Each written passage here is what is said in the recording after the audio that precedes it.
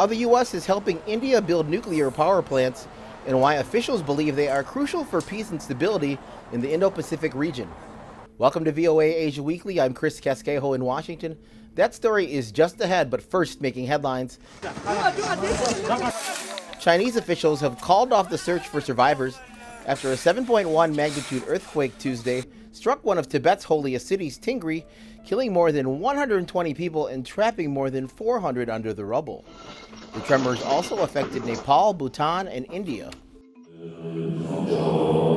The Dalai Lama, Tibet's highest spiritual leader, and other Tibetan exiles offered prayers for the victims.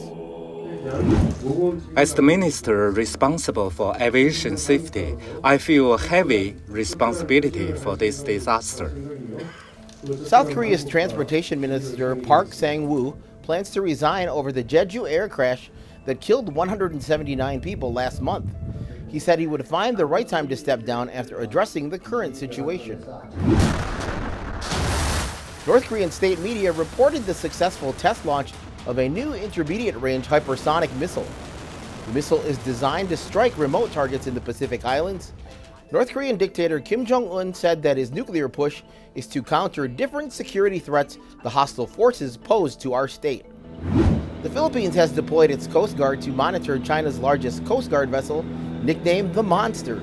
The Philippines said that the vessel has operated in the U.S. allies' exclusive economic zone for 3 consecutive days, calling its presence an act of intimidation, coercion, and aggression. One is confirmed dead, with 2 more feared lost as rescuers and soldiers search for 6 workers trapped inside a flooded coal mine in Assam in northeast India. The workers are trapped 300 feet below ground. The Assam chief minister said the mine appears to be illegal. Police have arrested 1 person. The Biden administration this week removed obstacles to India's quest for nuclear power, with U.S. National Security Advisor Jake Sullivan visiting New Delhi and describing the quest as crucial for peace and security in the Indo-Pacific region. VOA's Anita Powell with more on what it means for the 2 countries as Donald Trump returns to the White House. India's nuclear power ambitions face one fewer obstacle now, said U.S. National Security Advisor Jake Sullivan in New Delhi. The United States is now finalizing the necessary steps to remove long-standing regulations that have prevented civil nuclear cooperation between India's leading nuclear entities and U.S. companies. The formal paperwork will be done soon, but this will be an opportunity to turn the page on some of the frictions of the past. Indian liability rules had posed an obstacle to U.S. companies that hoped to build power plants in India, in that they assigned high liability to builders and suppliers of nuclear power plants in case of accidents. President Joe Biden has elevated Washington's relationship with New Delhi, and in September hosted Prime Minister Narendra Modi at his home for the first leaders' gathering of the Quad, 4 nations poised as a counterweight to Beijing.